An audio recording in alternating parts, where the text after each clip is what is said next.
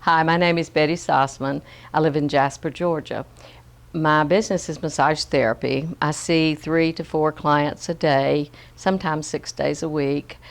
I will be 75 years old in December. 16 years ago, I was headed over to Alabama to see clients that I had over there. And at some point, I either drifted off or my sugar bottomed out, and I hit a guardrail and my vehicle rolled 7 times. I was told later by people who saw this happen that my vehicle that it was 7 times. You have to fix that. I'm sorry. And of course, I was rushed to the hospital with massive head injuries. Had to go into surgery that night to try to repair some damage. When my family arrived later that night, they were told that if I lived, I would be a vegetable more than likely. I may never talk again or never walk again. But what I didn't know, well, first off, someone came and got in the car with me because it took the ambulance 45 minutes to get there. So a lady got out of her car and came and sat with me and kept talking to me. The only thing I remember about it is I remember her asking, would you like me to call anyone? And I don't remember saying this in the beginning, but she said that I said, please don't call my mama. Don't call my mama. I don't want her to know this. But anyway, what I didn't know is that my clients in Alabama, there were 2 people expecting me. One was a mistake. We had changed her appointment. The other one was I was supposed to be there. So they told me later that when I was not there, when they expected me, they didn't know what was wrong, but they knew there was a problem. So they started praying for me. I was in ICU for a few days. I was only in the hospital for 2 weeks. But I had to have several surgeries on my head. My hand was crushed. They did not do surgery on that for a week because they were trying to make sure that I was going to make it before they did the surgery on my hand. So it was very painful. At one point, I knew that I was I was having tests done. I thought that maybe I was having an MRI, but I was told later, when I went back 6 weeks later to be checked, I said to the technician, please don't put me in the machine you had me in before, the one that had the light and that all the people were standing around watching. And he just looked at me as if I'd lost my mind and said, you were not in anything like that. While I thought I was in it 6 weeks prior, I kept hearing this voice, don't go to the light, don't go to the light, don't go to the light. And it would repeat 3 times. Every time I would think, oh, this is so painful, if I go to sleep, I won't have to wake up. And the voice would say, don't go to the light. And I think I knew what was happening, but I didn't want to admit that it was that close to me leaving. He showed me that I only had a CT scan, so there was nothing with the light at the end of that. That was one of the things that was, I knew when I was told that God had been watching over me and that somebody was telling me not to go, and the people standing around, I think, were people who had gone on that I was seeing, because he assured me that he was the only person in the room during the test and that he was standing behind a screen. Do you have it still taping? Oh, okay. I didn't want to do my mouth. And see, I'm losing track. See, I'm losing I think there were other things that we talked about that I'm just going. About the woman who came and got in the car with me? First, she went up and down the line of cars. Right, okay. Talk about that. Okay. And then, see, I told you I'd do this, blank out. That's okay, that's okay. And then you thought either at that point or sometime later that she was your guardian angel. Because if you had gone to just sleep, okay, I thought about that as I was Yeah. talking, but I couldn't figure out how to get that in there. you Okay. would have died. Yes, that's what the doctor said. So, okay. And verify what the doctor said. Yes, yes, okay. I was told that As soon as the accident happened, my car did turn upright on the wheels. So I was upright, but I was right in the middle of a bridge. There was a body of water underneath me, so if I had rolled once more, I probably would have gone into the water. But again, somebody had their hands on my vehicle. But some man in the first car, I was told, started going up and down the aisle of cars, or the lane of cars, asking if there was a doctor or a nurse, that there was a woman who had had an accident that needed help. And so this lady, her name was Cherry, I found out later, she said, "I'm not a doctor or nurse, but I used to teach health in high school before I retired." And she came and got in the car with me, despite the fact that there was hair and blood and everything all over the car. She sat in the car with me and talked to me, kept me talking, and kept asking me questions because I was in and out of consciousness. But she kept asking me questions and I would answer her, she said. Sometimes I remember, sometimes I don't remember answering.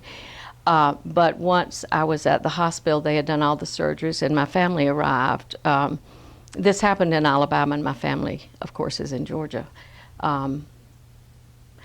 But I was told later by the doctors, my family was told later by the doctors, that had she not kept me talking, if I had gone into a coma, that I would not have come out of it. After a few days in ICU, I was allowed to go in, or I was taken into another room. And I do remember as the nurses or the orderlies pushed me into the room, I remember saying, "Did someone just die in this room?" And they said, "No, we don't think so." And for some reason, I had a feeling that there was a spirit there. And after a while, when they got me settled down, I was exhausted and wanted to go to sleep. And as I was going to sleep, I thought, oh, my hand and my head hurt so badly that if I just go to sleep and don't wake up, I don't have to feel this pain anymore. And this voice would say, "Don't go, don't go, don't go." It was always 3 times. And I feel sure that was a guardian angel. I always felt that maybe it was my dad, but he was already on the other side, so he probably wouldn't have said, "Don't go." He would have said, "Don't come." I don't know. But anyway, back to the lady who got in the car with me. She was such an angel. Later I just knew that she was my guardian angel who had been sent there to protect me.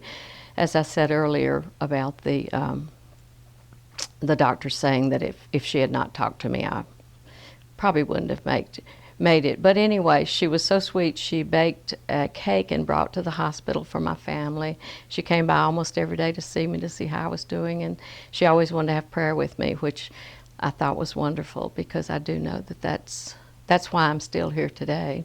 There were so many people praying for me.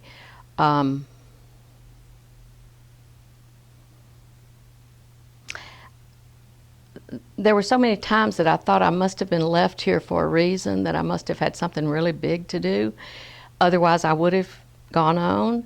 And for so long, I tried to figure out what am I supposed to do? What am I supposed to do? And there were no large things coming to my mind that I could accomplish, not only for myself, but I think even to glorify God. And then suddenly one day after I went back to work after about a year of being off, one of my clients said, "You were spared to take care of us." And that answered my question. I stopped looking for big things to do and decided I would just use each day to do what I could to help others. I don't know where to go with that. Susan, I'm so sorry. No. This is going to be so hard for you to... You were very concerned and upset about your hand. Yes. My hand was crushed. There were several bones, the metacarpals in my hand that were crushed. There was a bone in my wrist that was crushed. And I do remember during the times that I was at myself and the hand doctor would come in, I would say to him, "When can I go back to work?" Though I'm lying there with this huge bandage on my head with these tubes coming out of my head, draining the hematoma. And I'm saying to this doctor, "When can I go back to work?" And so several times he said, "Well, we'll just have to see how it heals." And finally, I think he got really annoyed and frustrated, and he said, "At your age, you may not ever go back to work. I was about 57 or 58, I guess. At your age, you may never go back to work, which really crushed me. So when I got out of the hospital and came back to Georgia, I was assigned a physical therapist down in Canton, and I would go 3 times a week, which I made it through that okay, but each day at home I was supposed to do the exercises 6 times. It took me an hour each time, so that was 6 hours a day spent trying to rehab my hand so that I could use it. And each time that I would start to do the exercises, by the afternoon I would think, I am not doing this anymore. And this doctor's face would appear before me, and I would hear him say, at your age, you may never go to work again. And so I continued with the PT. So when I did go back to work, I had clients say to me, man, I don't know what happened to you, but your hand is so much stronger, your hands are so much stronger than they used to be. I don't think I even told you that, but my mouth is just drying. See, that's what I said. There's some things that'll pop in my head. That's okay. That's okay. Some of the things I just can't even remember. I'll never forget seeing myself for the first time after the accident. In fact, I have a picture you may want to see. They were pushing me to someplace else in the hospital for another test, and there was a paper towel dispenser, and it was low. It was down almost at the level of the wheelchair. And I saw myself, and my face was, and my head was twice the size it should have been. I could not believe, and they had the bandages off my head because I was going for a test, you know, for them to check out something. And it just made me sick. I didn't recognize myself, though I knew it was me. That was really scary. And my husband said that my brother came in later that night after the accident. He called my brother and all my family, and my brother came immediately to the hospital, and when they let him into ICU, he collapsed. But for whatever reason, did I say this already? That they continued to tell my family that if I lived, I would more than likely be a vegetable. Did I already tell that? Sorry. But anyway, so the brain injury was not so severe that it impaired what they thought it would impair. My scalp and my skull were gone. They had to go into the skull with a bone flap to drain the hematoma that was putting pressure on the brain. That would have caused more problems had they not been able to do that. Where did they get the bone from? They just cut away a part. I have like a little upside down V that I can still feel, and they called it a bone flap, where they just cut 2 sides of a triangle, flipped it back, and put the tubes in where they needed to drain the hematoma. And then once it was, they had the pressure off my brain, because if the pressure had continued to build, that's what would have caused, the injury that would have kept me from functioning. So I now have little ninja stars in my head holding the bone together. There was something else you told me to talk about, and I can't think what it was. Susan, I am so sorry. This is going to be impossible for you.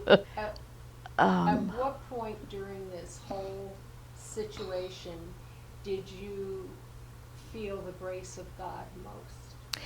I felt it in the car. In the car, when my car was rolling, I didn't know what was happening, but I opened my eyes and I saw things flying around the car that I didn't want to see, bits of hair, bits of skull, maybe not skull, but the tissue. And I remember thinking, this is not good. I felt like I was in a carnival ride, and I've never liked carnival rides. But I didn't get all upset. I didn't panic. I just remember thinking, this is not good, with the emphasis on not. This is not good. But I remember thinking, but God is watching over me. And I think the whole time, as I think back over it, I remember thinking, thank you, thank you, thank you. And then even when I was told by my family later when I was better that what they had told them, I never felt that this was going to be the end. In fact, my sisters tell funny stories about me trying to keep everyone laughing as they came in, as they would come in to see me, because all my family, my sisters, scattered everywhere. Everybody was there except one sister who was with her daughter in Ohio having a baby, or Illinois or somewhere. And she couldn't come, but she had the whole church there praying, you know. But anyway, I just totally lost my train of thought. When did you feel strongest with God? I think I never felt that God had left me. I never really felt, I don't ever remember thinking I'm going to die. I remember thinking, I can't die, we're having a baby. My daughter-in-law was expecting, and I was due to go down in a couple of weeks to stay with the other two children, take care of them, for her to recuperate and take care of the baby. And that that was my biggest thought. I mean, every time I would come to, I would think, I can't die, we're having a baby.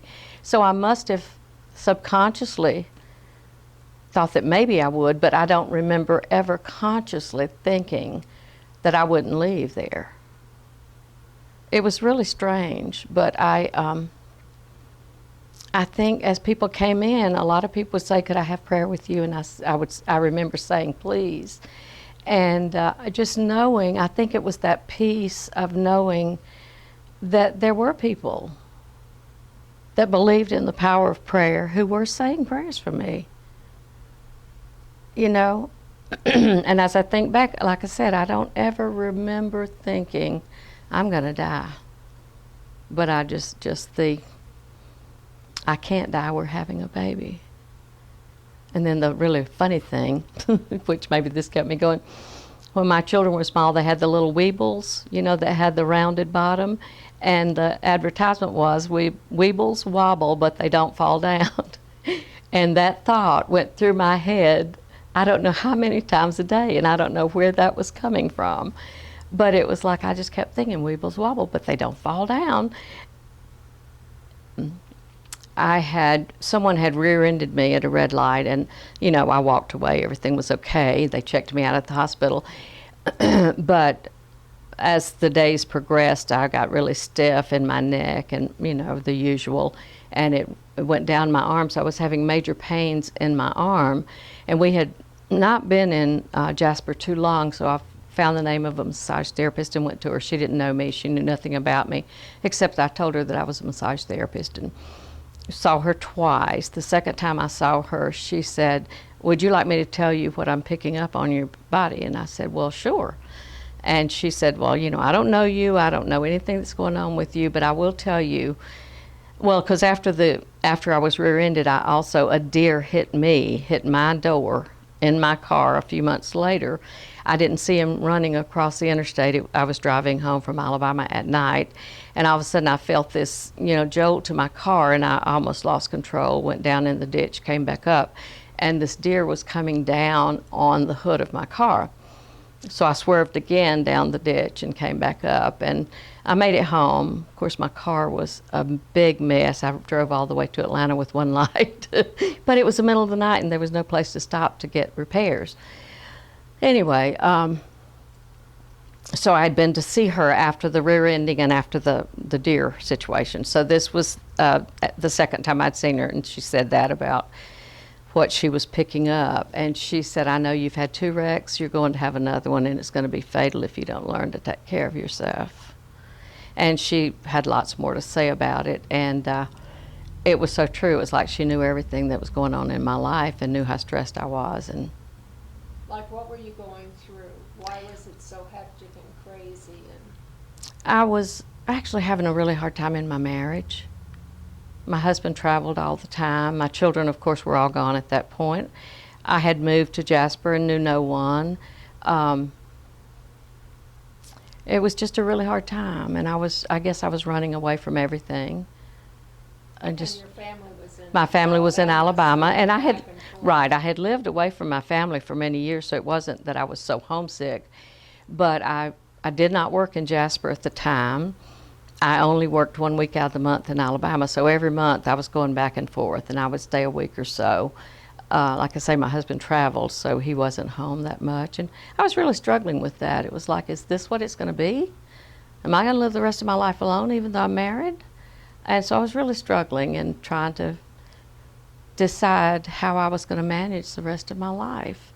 And she picked up on all that. She didn't mention my marriage, but she mentioned the stress that I was going through, that she knew that I was going through lots of stress and that I had to make some decisions. And it was only a couple months later that I had this wreck on my way to Alabama. Did you think of her conversation? I did. Yes, I did. I saw her after that too, of course, and obviously I told her, that she was right on. I would say that you have to take time for you, which is the one thing that I had not learned before getting married and becoming a mother. I suppose the generation that I was raised in, the mothers that I was exposed to, did not work away from home mostly. My mother did when I was a teenager. She started working away from home. But prior to that, I didn't really know any mothers who worked out of the home. They gave their all to their children and their husband. And I reached a point where I loved my children with all my heart. I wanted to be with them, but I was like, I didn't know who I was. I was Henry's wife and I was my children's mother, but there was nothing else of me. I felt I had given my whole self for everyone else, and I was struggling with that as well. I mean, I had already started making a little more time for me, but when the children were very small, I didn't. I felt I had to be there. I didn't want to leave them with a sitter unless it was a family member. Once we moved away from my family, then there was no one to leave them with. So I spent every waking hour trying to make sure my children were okay. And my husband he started traveling when my oldest was, I think she was about a year old, no, she was a little older than a year. She was probably 3. And there were times that he would be gone 2 weeks at the time. Most of the time it was just a week. But during a couple of years, during those early years with the children, he would be gone 2 weeks at the time. So I was mother, father, disciplinarian. I was everything. And I was always in the kitchen. Did you, as a couple, carve out time for prayer? Or was it a very personal thing individually? It was personal. We never had prayer together other than mealtime. We had a blessing. And I had a very dear friend who died in her early 40s. But prior to her death, when she was trying to recuperate from cancer, she told me that she and her husband had prayer together on their knees every night. I thought that was the most wonderful thing. We did that growing up, my mom and dad and all the children. We had prayer together every night, kneeling somewhere. But as I got older and just, I married someone who was very private with his beliefs, and we just didn't do it. Yeah. And I think we get so caught up in the busyness that I remember lying in bed and going, oh, I didn't say a prayer. I didn't pray. Though I would feel like throughout the day I was whispering a prayer, especially for protection for my family, my children, my friends, But I would think, oh, I need to pray. And then I would be so tired I'd start praying. And then the next thing I knew I was asleep, So just make time for that. That would be my advice. Make time for those 3 things. Obviously, time away from your children, time with your husband, and time with your God, your beliefs, whatever's important to you. What do you think? You decided yourself not to die. Right. You were given that message, and you remember that from the other side. What do you think happens when you die? I've thought so much about that. I love the movie Ghost, where Patrick Swayze was killed, and this white light took him away. And then frightening to me was when the the black creatures came and pulled the other guy away. I'm not sure it happens like that. I've never thought it happened like that. But I do believe that you see the people that you love on the other side, because I know those people standing around when I was told not to go to the light. Even though I couldn't see specific faces, I knew it was people who loved me. And I felt that it was people who had gone on ahead of me. I don't know why I felt that, but I did. But also, when my father died, there was a point where he had been in and out of a coma. And at one point, he said, "I wish I would just let me go." Well, we had all told him it was okay to leave, except my younger sister. And she was having trouble doing it. She did soon after that. But at one point, he opened his eyes from being out of it, and he said, "Oh, look, there's Ma." Well, we knew he never called my mom Ma. I didn't know he called his mother Ma. And then he was back, asleep or in a coma, whichever. And so I said to Mama, "What do you think? What was that?" And she said, "Oh, he was seeing his mom. He called her Ma." And then later on, he would point out other people. "Look, there's," I don't know, I think it was one of his sisters. I can't remember now. It's been 26 years. But, things like that have happened throughout my life. And I do believe that you go to wherever you're going. And for me, it was the light. I don't think I'll go to where it's black and dark. And so therefore you believe that there will be someone there to help accompany you? I do. I have no idea really what it's going to be like, but maybe I just like to think that because it sounds more comforting. But that is what I believe. I mean, I do believe in heaven and hell. I know a lot of people don't, and that's okay with me. I think we all have the right to our beliefs, so I'm not trying to change anyone's mind, but just trying to say, this is what happened to me, this is the experience I had, and I'm so thankful I believe in God, because I think that's what got me through. Neither here nor there, but I just lots of really neat things happened. I feel that I learned better how to control what was happening in my life, even though I still work a lot. It's almost like, because it fills my cup, or it helps fill my cup, it doesn't feel so much like work. I feel like I'm doing what I'm supposed to be doing. And the way your therapist got certain messages out of working with you, do you ever get that when you're working with people? Not that strongly. I will intuitively feel that something's going on, but I just don't feel that I'm that intuitive. I feel that I'm intuitive with working with the body, with the muscles, with seeing that something's being held there, but I don't get those distinct messages. I wish I did, but I don't really. I mean, there's times I'll have a feeling that something's about to happen or something's just happened, but I never know what. I think there are many people who do, and I think that most of us were born with some of those gifts. And I think that if you try to enhance it, then you keep that gift. I think for me, when I was a little girl, I used to know that things were going to happen before they happened. And I was not encouraged. I was not put down about it or told not to think that way or not to believe that way, but I was not encouraged. Because where I grew up, anything out of the ordinary was not of God, but maybe of the devil. I don't know how you can use that, but anyway, that just popped in my head.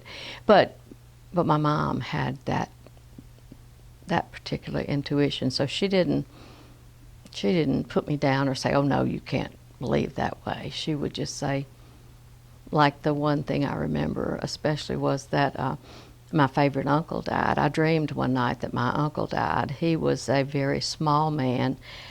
he wasn't a midget. He was perfectly proportioned. So, but he was very small. He was the smallest person I had ever adult that I had been around. And so I guess because of his size, he would always come see the children before he went to see the parents, and he would play Ring Around the Rosie with us and things like that before he would go in the house to visit. And I dreamed one night that he died. So when I got up the next morning and told Mom, I was very upset. And I said, I dreamed Uncle Lonzy died. And she just got this look on her face and said, well, honey, he did. And several things like that over the years happened when I was a child. But that one particularly stood out in my mind because I did love him so much. And unfortunately, up until I was much older, I thought he died because I dreamed it. So I do think that we are born with certain gifts, and if we don't try to push them aside, then we can develop them. So to answer your question, I wish I did get such definite gifts. Not that it caused me not to have a wreck. I mean, the wreck still happened. I wasn't thinking about it. Oh, I'm going to have a wreck. I'm going to have a wreck. In fact, I didn't think much about it at all until I came to in the hospital and thought, oh, she was right. So I think that I started trying to take a little bit of care of myself. During that stay in the hospital and coming home and recuperating, that I know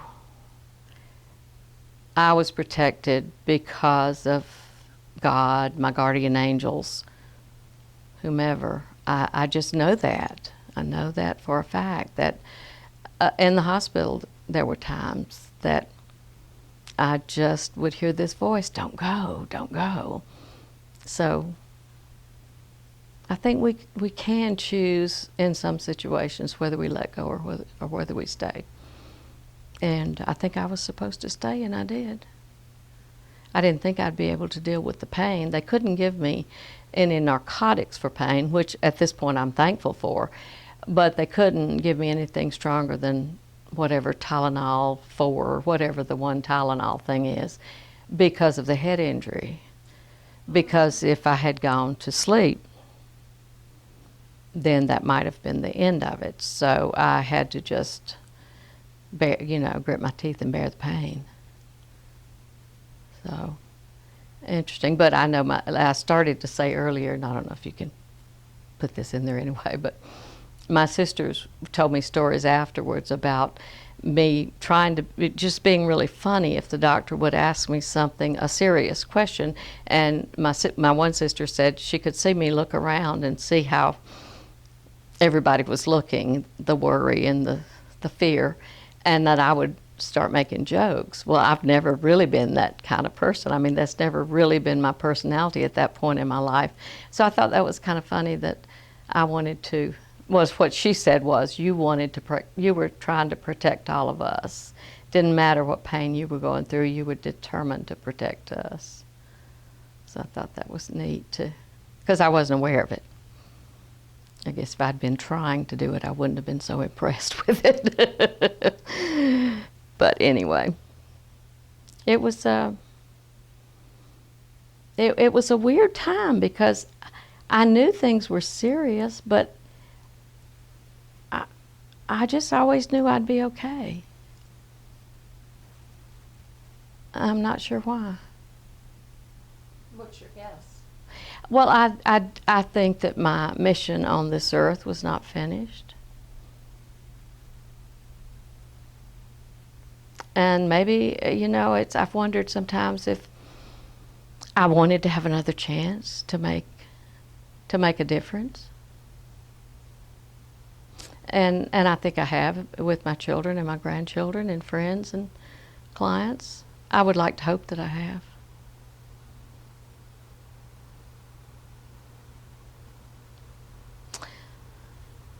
There's probably other wonderful... I know there's things that were so important to me that I have thought of over the years that I'm just blank on today. So sorry about that, Sue. Next time they come, write them down. I should do that. In fact, there was a point where I thought, well, the lady who was telling me, she was a speaker at a conference my daughter was in charge of once, and my daughter asked me to go and sit at the registration table because she was just trying to get me out of the house. I had not been out much. I still had to wear a hat because I had no hair, and the top of my head was still healing up. But one of the main speakers, of course, it was a night conference, and here I am with my big hat on, and I'm sure she must have asked. So Dina told her what had happened with me. So she came over to talk to me, and she just kept saying, "You have to write a book. You have to write a book." And so I used to write some of the things down. I have no clue where my notes are at this point because I thought, I can't write a book, you know. But there were just some really important,